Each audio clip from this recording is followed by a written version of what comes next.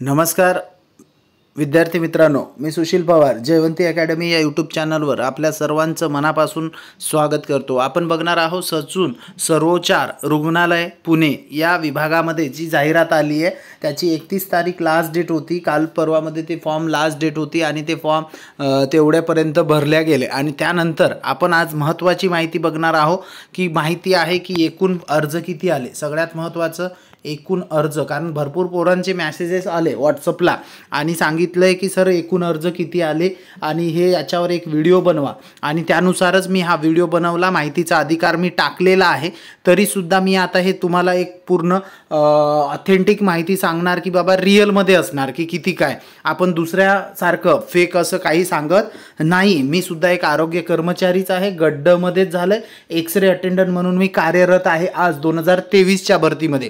तर त्यानुसार मला काय काय असते, काय कामं असते, हे सगळ्या गोष्टी आरोग्य विभागाचं माहिती आहे। मी पण एक सिव्हिल हॉस्पिटललाच आता रुजू आहे, एक आरोग्य कर्मचारी म्हणून, ठीक आहे। या सगळ्या गोष्टी आपण आता बघणार आहोत। त्यापूर्वी आपण एक टेस्ट सिरीज ठेवली आहे, असं काही जरुरी नाही कंपल्सरी घ्या नका घेऊ, पण ह्या टेस्ट सिरीजमधलेच क्वेश्चन तुम्हाला पेपरला विचारू शकतात। काही अशी संभाव्यता आहे की त्यातलेच प्रश्न तुम्हाला क्वेश्चन पेपर सेम पॅटर्नमध्ये तुम्हाला पेपरला येणार आहे आणि हे येणार याची गॅरंटी देतो, खात्री देतो। कारण मागील 2018 पासून या फील्डमध्ये आहे। ऑनलाईन एक्झामच्या मी स्वतः एक्झाम देतो, स्वतः एक्झाम क्लिअर केल्या। 2-3 RRB ग्रुप डीची पण झाली होती माझी 2019ची आणि ती मला दिली होती MP मध्ये, त्यामुळे मी काय तिकडे गेलो नाही, क्वालिफाय झालेलो होतो, ठीक आहे। सगळ्यात आधी हा माझा नंबर आहे 7875034127 हा माझा मोबाईल नंबर आहे। या नंबरला व्हॉट्सअपला तुम्ही करा, तुम्हाला टेस्ट सिरीज भेटेल फक्त 49 रुपयामध्ये। किती? 49 रुपयामध्ये ती टेस्ट सिरीज भेटेल। याच्यातलं संपूर्ण प्रश्न सेम त्याच पॅटर्नचे असणार। कसं येणार, काही प्रश्न रिपीटसुद्धा होईल तुम्हाला, कारण हे प्रश्न 2021 पासूनचे असणार। IBPS TCSने जी एक्झाम घेतली आता ही IBPSच घेणार आहे। 4च ऑप्शन असणार आहे यामध्ये आणि IBPS काय करते की रिस्पॉन्स शीट देत नाही, डायरेक्ट काय करते निकाल लावते। आता बघणार आपण की हे अर्ज किती होते। तुम्हाला माहीत असेल, फॉर्म भरलाय तुम्ही, तरीसुद्धा एकदा सांगून देतो 354 किती अर्ज होते टोटल 354 एवढे अर्ज आले होते टोटल।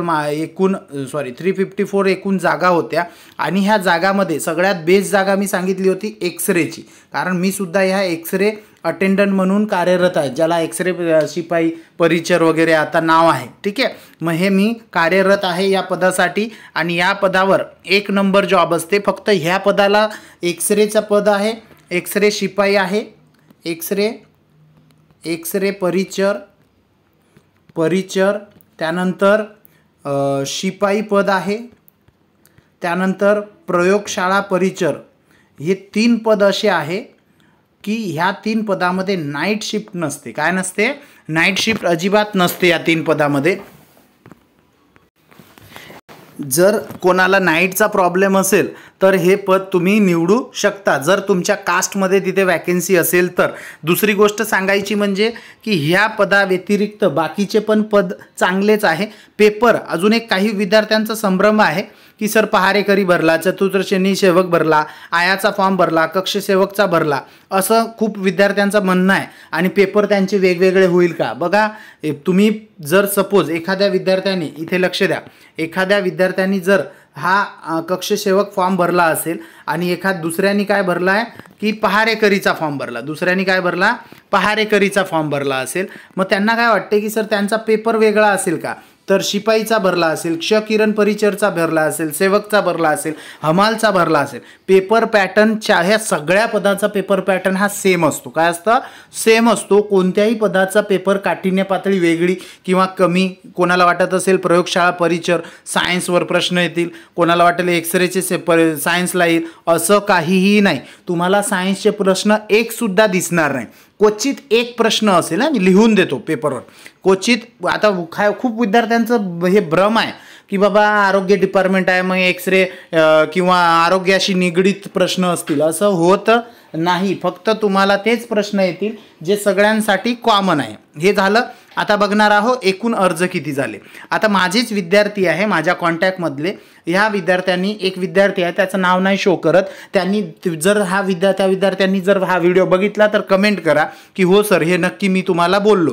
कारण एका विद्यार्थ्याचा रात्री फोन आला 10:30-11च्या दरम्यान, सर माझा फॉर्म चुकलाय, मी माझी डेट ऑफ बर्थ 1989 होती, मी 90 केले, मग आता काय करू। मग त्याला सजेस्ट केलं मी की बाबा काय कर, दुसरा अर्ज भर।